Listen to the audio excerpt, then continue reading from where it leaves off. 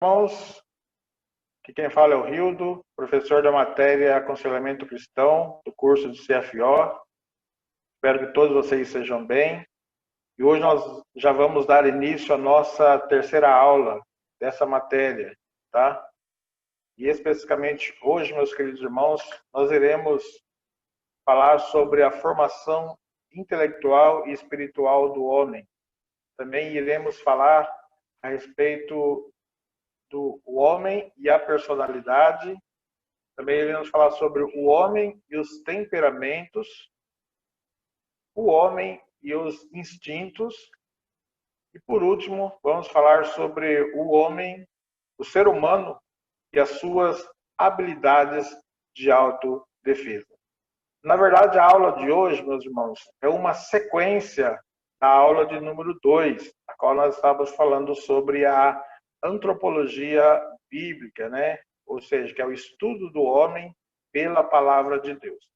Então, meus irmãos, dentro da formação intelectual do homem, nós podemos destacar que, dentro da antropologia bíblica, o grande diferencial do homem, ou seja, do ser humano, entre os seres vivos, é a capacidade intelectual e espiritual. Ou seja, o homem, diferente dos demais animais, o homem possui a capacidade de raciocínio, a capacidade de pensamento, a capacidade de entendimento, de inteligência. Então, esse é o grande diferencial do ser humano dentre todos os outros animais da qual Deus criou, né? E podemos destacar que a ação divina, a ação divina em soprar o fôlego de vida no homem o capacitou para o uso do raciocínio, da razão e da consciência. Conforme eu falei na lição anterior, meus queridos irmãos, o homem é dotado de um ser racional, que pensa, né? E com responsabilidade moral. Até o comentarista colocou aqui na lição da página de número 3 da apostila de vocês, ele disse assim, conforme o relato bíblico, permite concluir que somente o ser humano, dentre os seres vivos, incluindo anjos, teve o fôlego de vida soprado pelo próprio Deus. Então, esta ação divina facultou os humanos a capacidade do uso do raciocínio, da razão e da consciência, né? Então, até mesmo diferente dos anjos, porque na verdade os anjos são seres espirituais, podemos dizer assim, né? Na verdade, os anjos são seres espirituais, enquanto que o homem ele é dotado de espírito, alma e corpo. E nessa conjuntura do homem, nós somos seres com razão, né? Com emoções, com moral, né? Nós temos a nossa moralidade, temos o nosso raciocínio, temos nossa inteligência, temos a nossa capacidade, né, de tomar decisões por nós mesmos. Deus nos capacitou com isso, conforme eu disse na matéria, na aula anterior, que nós Deus nos deu aquilo chamado livre-arbítrio, o que eu acho magnífico, é um presente, né, que Deus deu ao homem, né, que Deus deu ao homem o livre-arbítrio, que é a capacidade de tomar decisões por si só. Contudo, toda essa decisão, ela tem as suas responsabilidades, né? Um dia iremos dar conta a Deus de todas as decisões que nós tomamos. Então, meus irmãos, dentro então da formação intelectual e espiritual do homem, nós podemos destacar a personalidade humana. O que é a personalidade? Personalidade é o conjunto das qualidades físicas, intelectuais e psíquicas que tornam o indivíduo distinto, sendo o modo total e peculiar do seu ser, né? Dependendo da formação, pode ser ideal, pode ser medíocre, pode ser má, pode ser deturpada. Para compreender a personalidade, é necessário entender os seus componentes. Então, quais são os componentes da personalidade? O primeiro componente, isso está na página número 14 da apostila. O primeiro componente da personalidade é o biotipo, né? É o biotipo. O que é o biotipo? O biotipo é o tipo físico ou seja, a estrutura física ou o aspecto morfológico da personalidade, ou seja, é a sua aparência, é o seu jeito, né? Por exemplo, existem pessoas que têm a pele mais clara, as outras a pele mais escura, existe na questão racial, né? Negro, indígena, os japoneses, pessoas que têm olhos puxados. Então, tudo isso é o biotipo da personalidade, ou seja, aquelas são as características externas, né?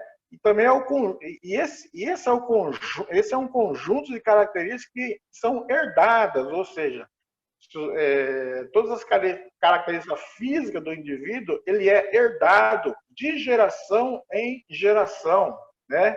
Então, o biotipo, essa é o que faz parte da personalidade do homem. Outra característica da personalidade é o caráter, né? Que nada mais é do que o conjunto das qualidades boas ou más de um indivíduo. O caráter determina a conduta e a percepção moral. Então, meus queridos irmãos, pelo caráter, já se ouve bastante falar, a pessoa é de mau caráter ou de má índole. Então, tudo isso são conjuntos de qualidades, seja elas boas ou más, de uma pessoa. Geralmente se ouve-se muito falar sobre mau caráter, né? Nunca se fala assim o bom caráter, mas existem pessoas, existem não, é óbvio que existem pessoas de bom caráter, de boa atitude, de boa índole. Então isso faz parte da personalidade humana. Só lembrando que o caráter do homem, ele pode ser mudado, que às vezes a pessoa ela foi criada num ambiente dentro de uma família de caráter mau, mas ele não, mesmo que ele tenha adquirido esse tipo de caráter, atitudes, né, de má índole, o caráter pode ser mudado. Pode ser mudado tanto para o mal quanto para o bem. Às vezes existem pessoas que têm um bom caráter, mas acabam se corrompendo, né, sendo levado pelos erros e acaba se tornando um mau caráter, enquanto que outras pessoas, né, que é mau caráter, principalmente pessoas que às vezes aceitam Jesus, quando existe a transformação pelo Espírito Santo, né, o Espírito Santo ele é capaz de transformar o caráter do indivíduo. Então existe essa transformação. Então o caráter ele pode ser mudado, tá bom? Outro aspecto do indivíduo, né, é o ego. O que é o ego?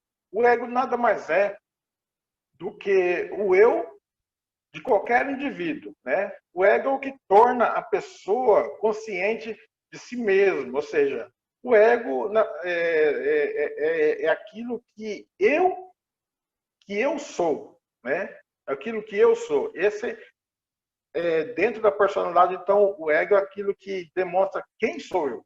Quem sou eu para mim mesmo. Então, esse é o ego. Embora, muitas vezes, até o comentarista colocou na lição aqui, que o ego, muitas vezes, é o consciente de si mesmo. É o aspecto espiritual da personalidade dentro da aplicação da psicologia da religião. O comportamento pode ser considerado como do descrente, do crente espiritual, do carnal e o desviado da fé. Então, o ego, daqui a pouco nós vamos ver a respeito das características, né, das características da personalidade. vão ver que o ego tem bastante influência dentro dessas características, né? O próximo assunto é a respeito do homem e os temperamentos, né?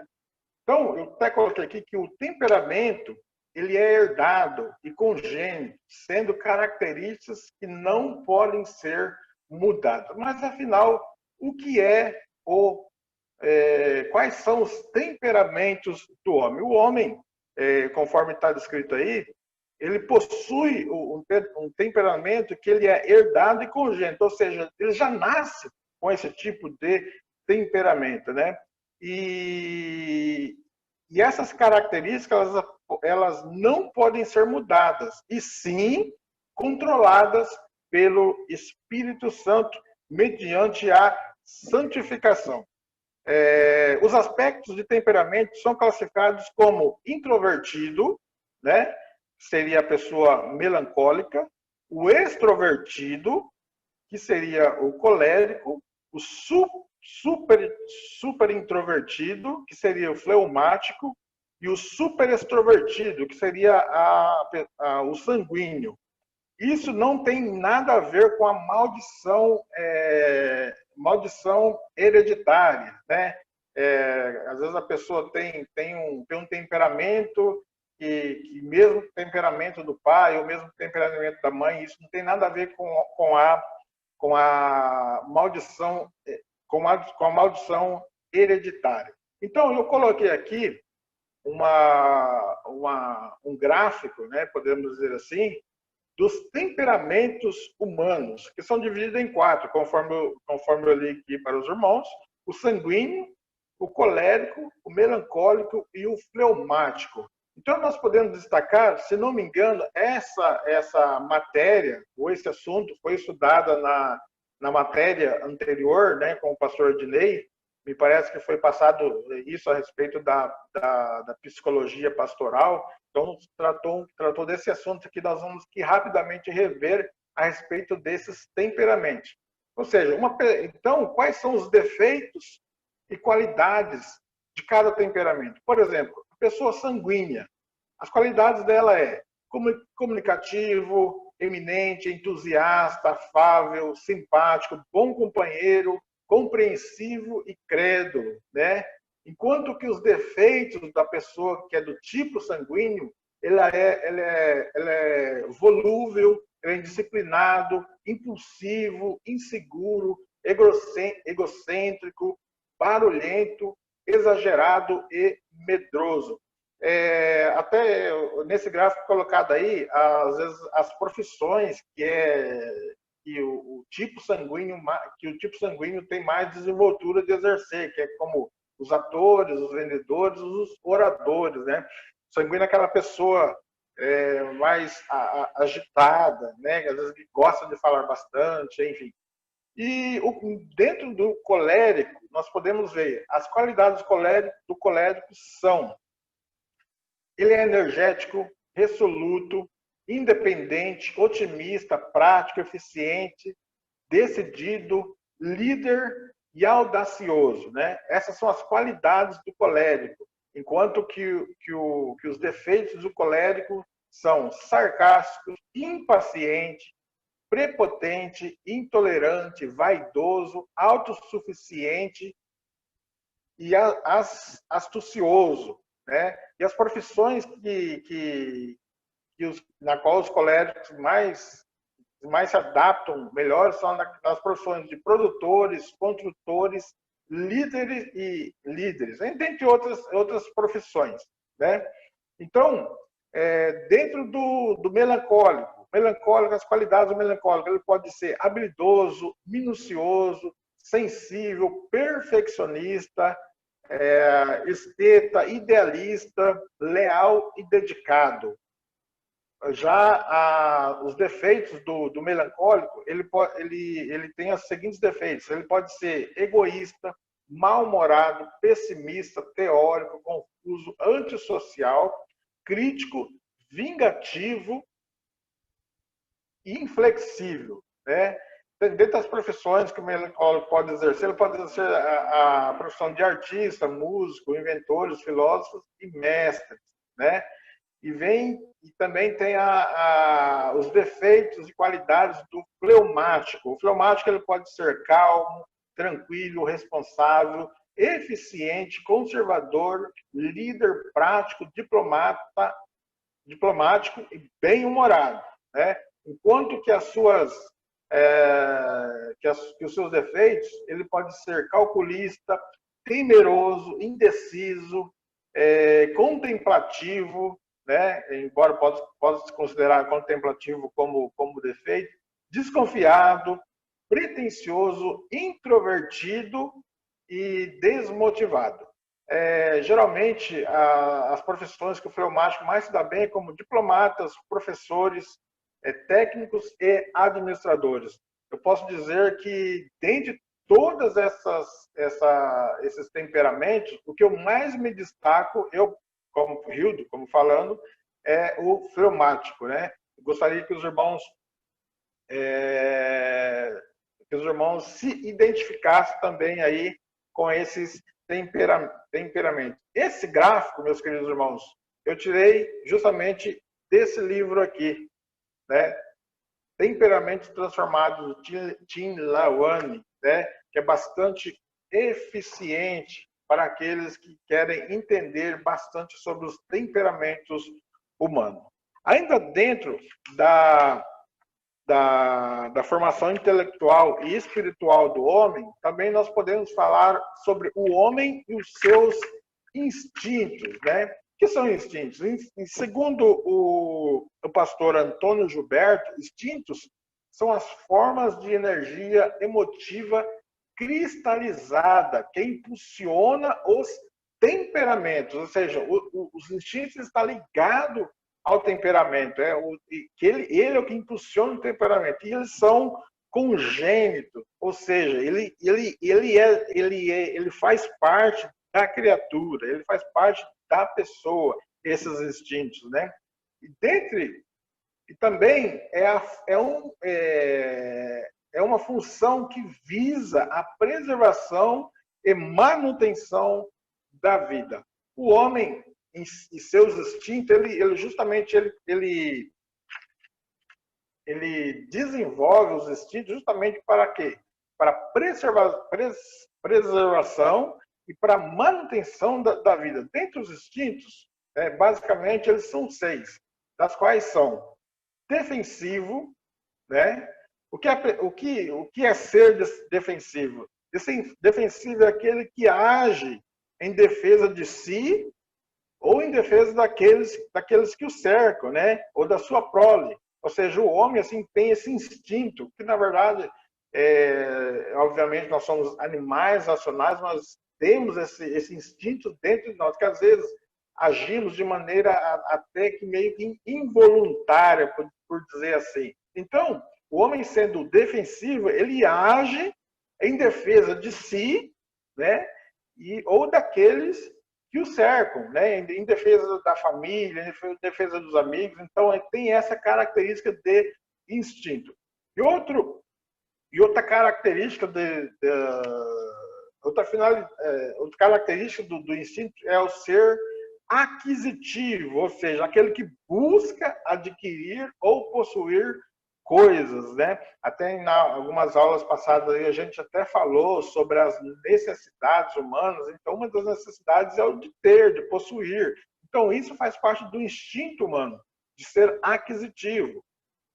Ser conservativo. O que é isso? Conservativo é o que procura manter os padrões, costumes e valores. Hoje se fala muito a respeito dos conservadores, né? Diz que o nosso presidente da direita, e a direita geralmente é classificada como conservadora. Então, na verdade, esse é um instinto humano de manter, de conservar a sua moralidade, os seus costumes, né?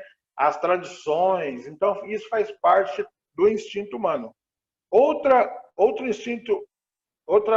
atitude que faz parte do instinto humano é o ser sexual. O que é isso? é o impulso sexual, né, que desenvolve após a puberdade, né? É a busca pelo prazer no corpo, né? E o instinto sexual também, ele garante a manutenção da espécie, né? Se não houvesse o instinto sexual, obviamente que não existiríamos, e isso faz parte do ser humano. Outros dois instintos são o domínio e o gregário. O domínio é o instinto de poder ter, né? De dominar, de controlar ou exercer autoridade sobre pessoas ou coisas, né? Então, isso faz parte do instinto humano, ou seja, é, o instinto de possuir as coisas, né? De ter domínio sobre as coisas. E o gregário nada mais é do que a necessidade, que faz parte do instinto, de ser, de pertencer a uma sociedade, de pertencer a um grupo, de fazer parte de um círculo que é comum para aquelas pessoas. Por exemplo, nós fazemos parte de uma comunidade evangélica, né?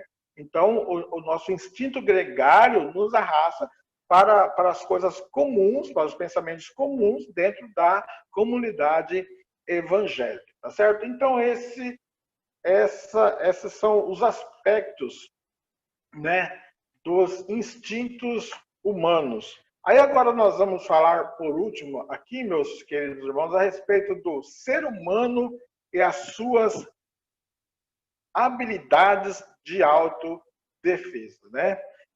Isso é bastante complexo, meus queridos irmãos. Eu sei que isso a gente teria que ter aí praticamente uma aula inteira, né, de 4 horas aí para falar a respeito do ser humano e das suas habilidades. O que é isso?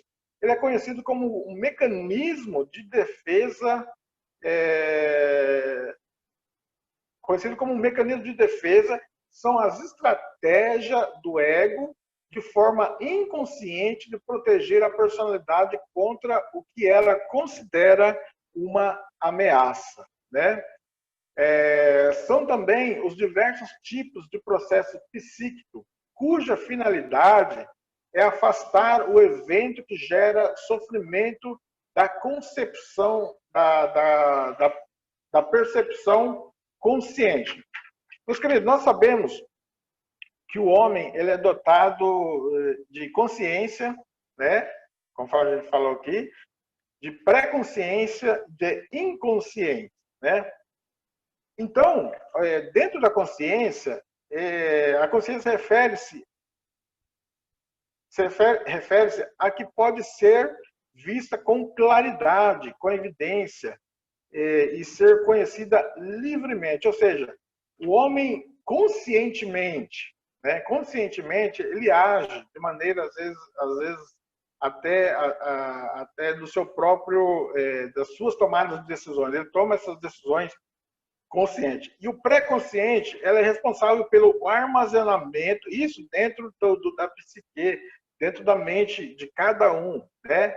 A pré-consciência ou pré-consciente, ela é responsável pelo armazenamento das coisas que caem no esquecimento, mas um esquecimento temporário. Com o esforço, com esforço a consciência torna a lembrar e a evidenciá-las. Eu sei que os irmãos já se depararam com situações assim, tipo assim, poxa, eu já vi isso, mas eu não estou conseguindo me lembrar de como era. De repente, isso está no seu chamado subconsciente, né? A pré-consciência, ela é isso. Está lá no seu subconsciente. De repente, você já aprendeu algo ou já viu algo. Ele armazena isso lá no seu subconsciente. A consciência, basta um esforço, né, para que ela vai buscar essas informações do subconsciente e traz isso para a consciência e você logo lembra daquilo. Poxa, lembrei agora, né, do que eu iria falar.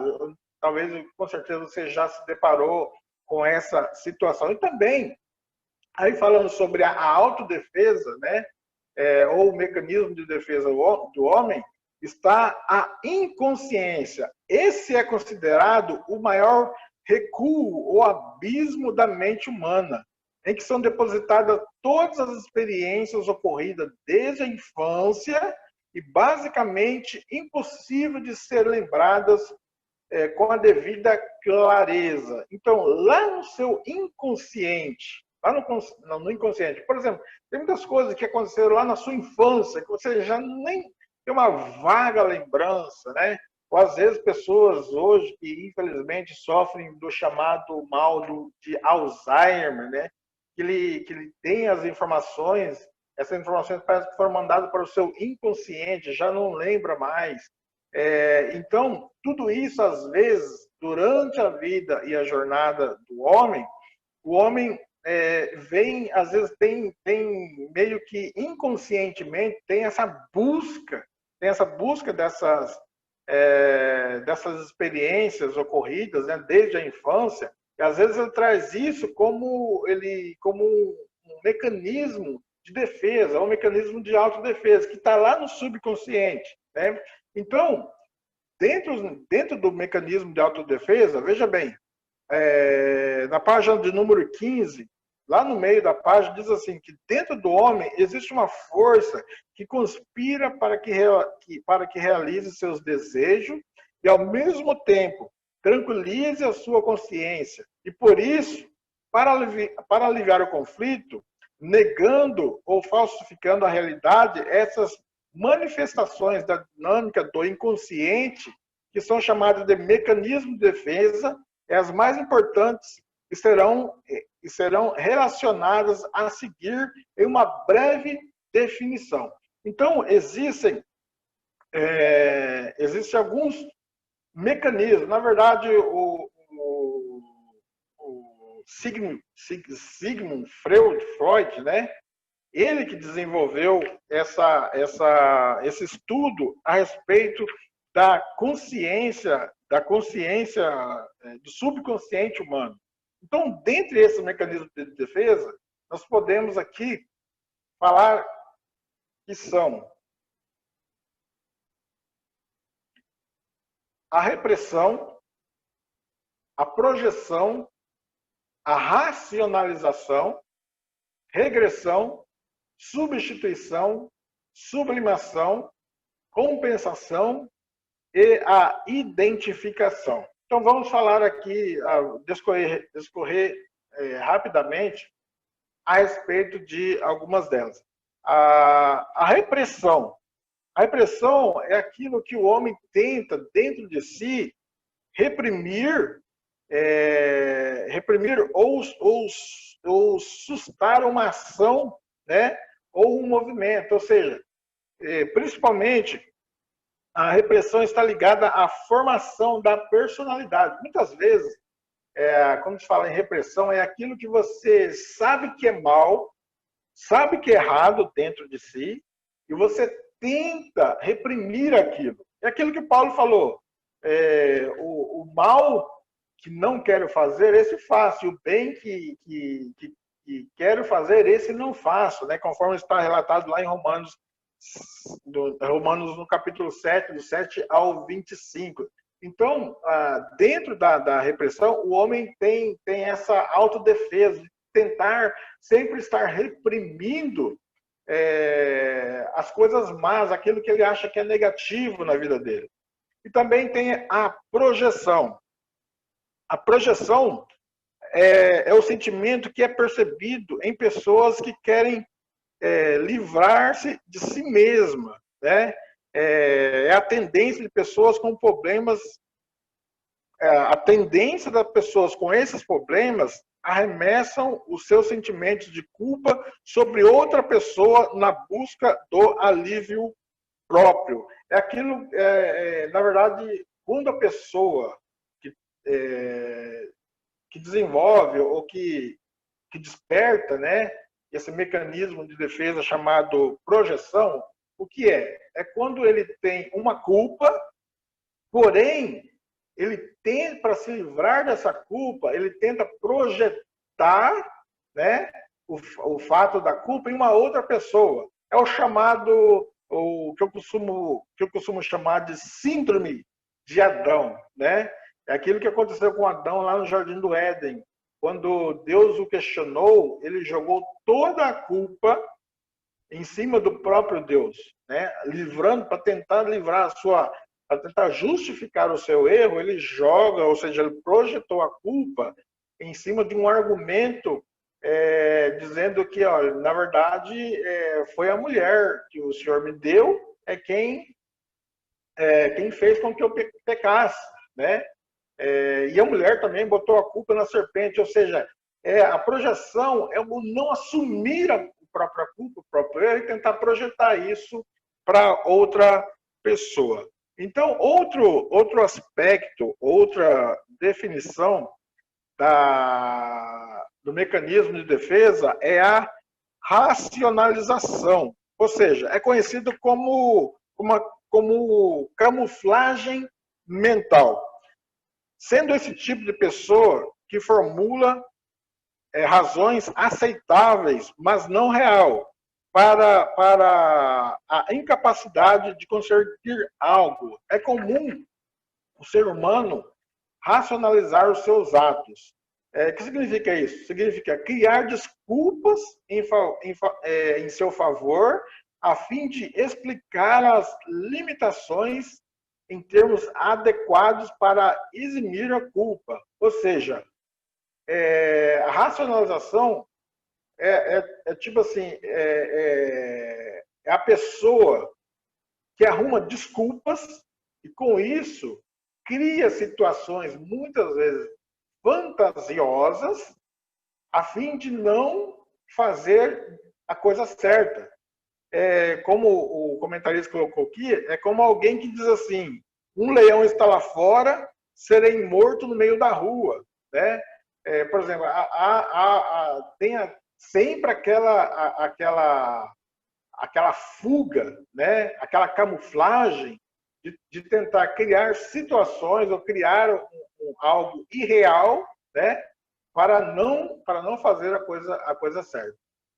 Então, também dentro dos mecanismos da defesa ou da habilidade de autodefesa, temos a regressão. O que é a regressão? Regressão geralmente é o comportamento de isolamento, com a manifestação de todo o seu mau gênio. É muito comum presenciarmos dentro de nossas igrejas pessoas que renunciam a funções ou até mesmo à igreja como forma de protesto, quando as coisas não andam como elas querem. Esse mecanismo de regressão explica a atitude de muitos crentes quando sentem-se em xeque-mate, ou sentem-se apertado, né, na sua volta. E a única fuga que ele tem é voltar às práticas que ele fazia antes de ser crente. Ou seja, às vezes a pessoa ela fazia parte da prostituição, ela tinha vícios, ela tinha outras atitudes pecaminosas, e quando vem algo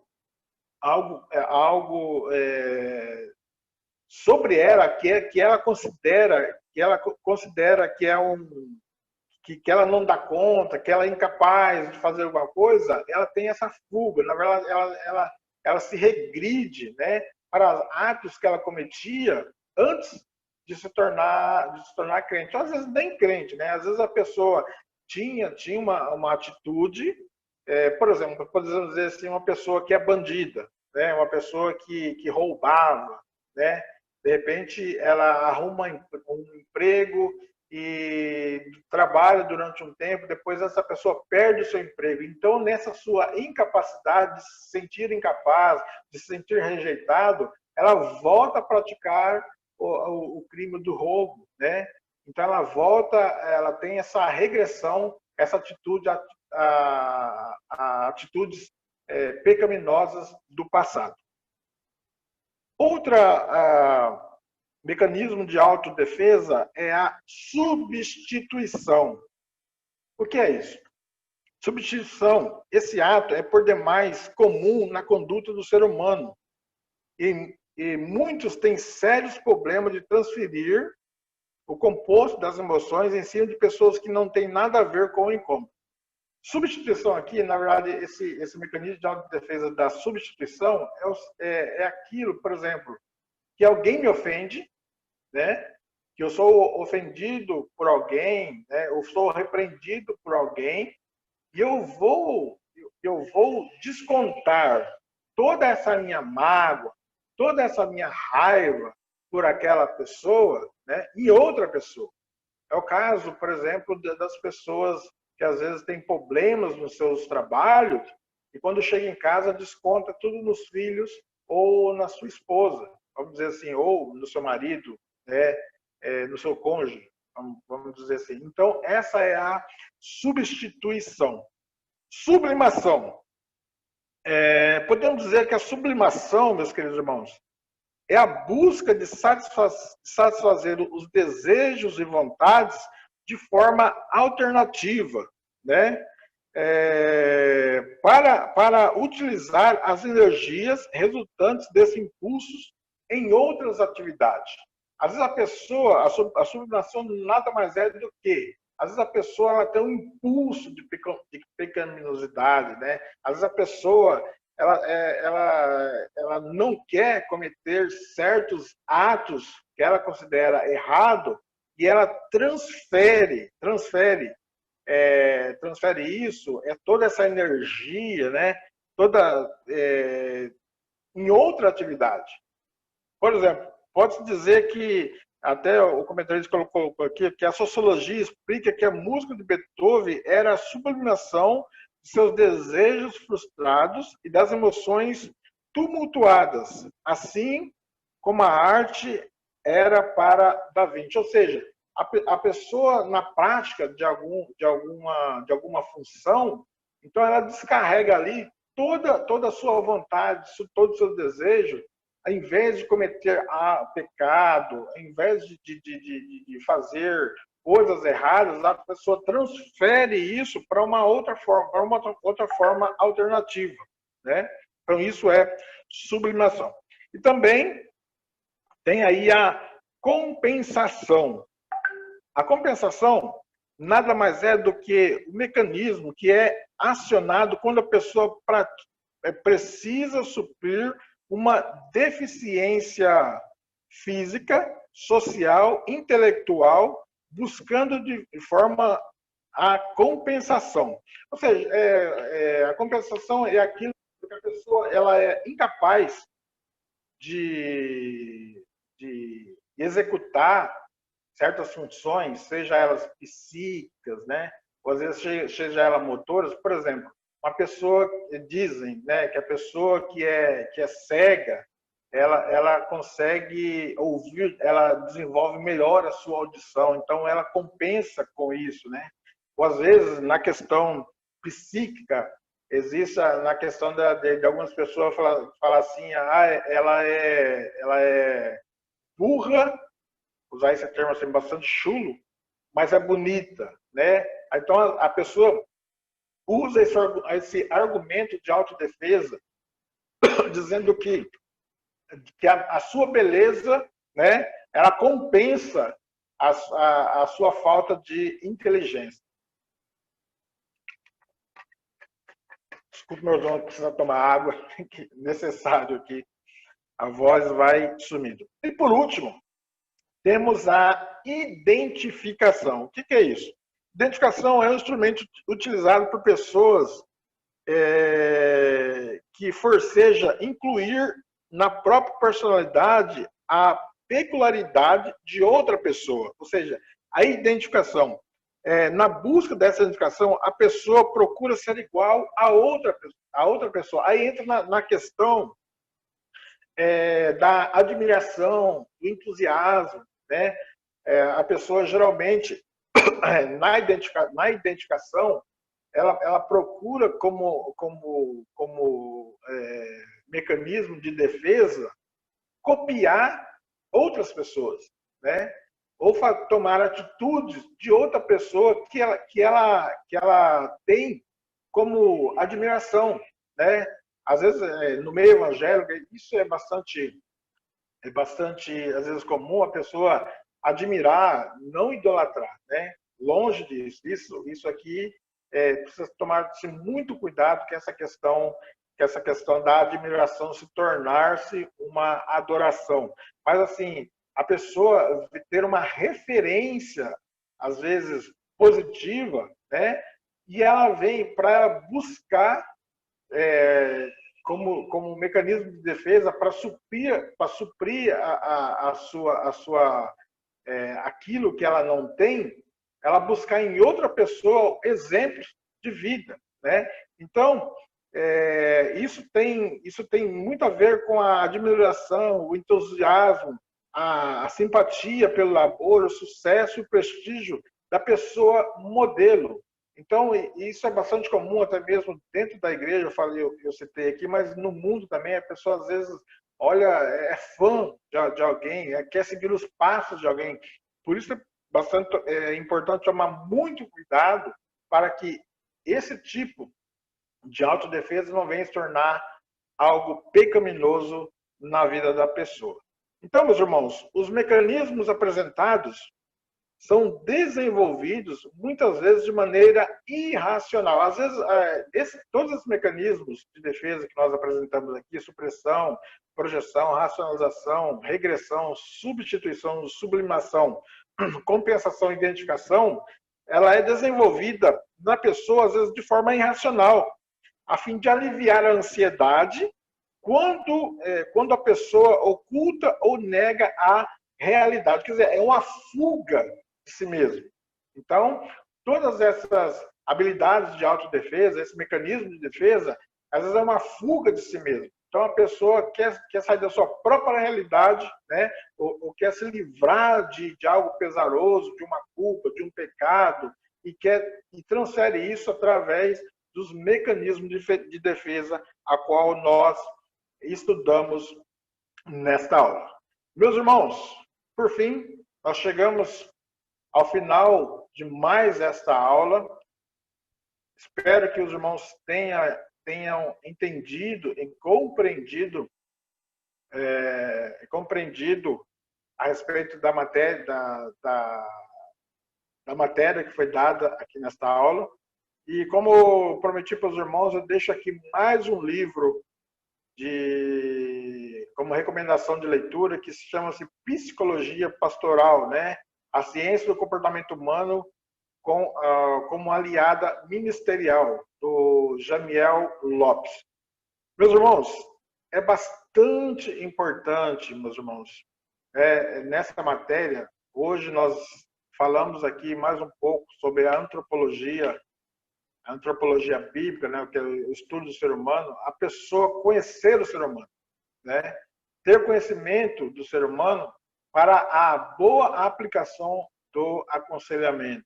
Por isso que dentro dessa matéria a gente estuda um pouco aqui concernente à psique humana, a psicologia em si, sai um pouco extra bíblico para entender um pouco sobre o conhecimento dos humanos, até mesmo estudos aí do mundo secular, para nós compreendermos um pouco mais a respeito das pessoas, porque, como eu disse nas aulas anteriores, pessoas, né, são diferentes umas das outras, e no aconselhamento pastoral é necessário a gente ter isso em mente, né?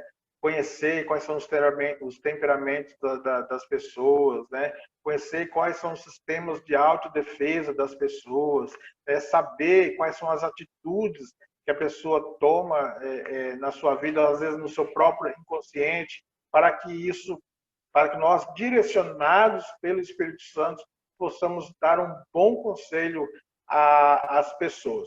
Então, esse livro é um livro que traz bastante isso a respeito do comportamento humano, principalmente na área, no meio evangélico, né, que se chama Psicologia Pastoral, embora esteja escrito aí pastoral, não é necessariamente somente para pastores, é para todos aqueles, né, que querem seguir aí no doutrinamento, no ensinamento e no aconselhamento de pessoas. Meus irmãos, então nós chegamos aqui ao final desta aula, da aula de número 3. Continuo aqui reforçando para os irmãos. Deixo aqui meu WhatsApp e o meu e-mail para você que queira entrar em contato comigo, tenha dúvida a respeito da matéria dada. Eu sei que às vezes é uma matéria um pouco difícil, né? Às vezes do conhecimento humano, mas assim é algo assim bastante edificante para as nossas vidas. Conhecer, né? Às vezes conhecermos a nós mesmos, conhecermos pessoas e conhecer as pessoas, as atitudes das pessoas, para que nós tenhamos um bom aconselhamento. Próxima aula iremos falar sobre a importância, né, dos métodos, a importância do uso de métodos de aconselhamento. Então já vamos entrar aqui na última aula, na nossa última aula, um pouco a respeito das técnicas de aconselhamento. Tá bom, meus irmãos? Firmo aqui que no final, após a última aula, irei eu enviar as questões para os irmãos a respeito das aulas dadas e juntamente também nós iremos ter a prova. Então, na próxima aula será a nossa última aula, nossa última videoaula, e depois, na próxima sexta-feira, será a nossa prova, tá? E antes da prova, eu quero mandar para os irmãos aí um questionário a respeito das aulas dadas, né? Isso vai valer ponto para a prova. Tá bom, meus queridos irmãos? Fiquem com Deus. Então, até a próxima aula, se assim Deus nos permitir. Tchau, tchau.